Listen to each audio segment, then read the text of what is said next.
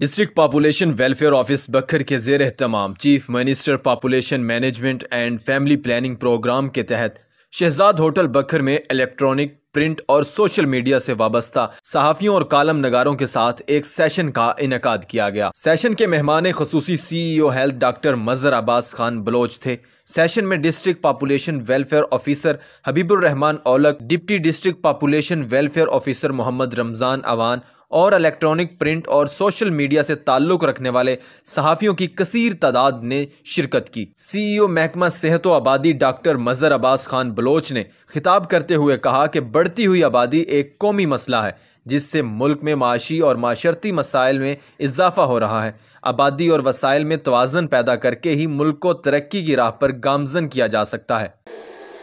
जो साइंस है वो भी इसी बात पे मुत्तफिक है कि उतने बच्चे होने चाहिए जिनका हम ख्याल रख सकें, उतने बच्चे होने चाहिए जिनको हम तालीम दे सकें, उतने बच्चे होने चाहिए जिनको हम मुआश दे सकें। जहाँ तक रिसोर्सेज का ताल्लुक है, रिसोर्सेज कम होने हैं,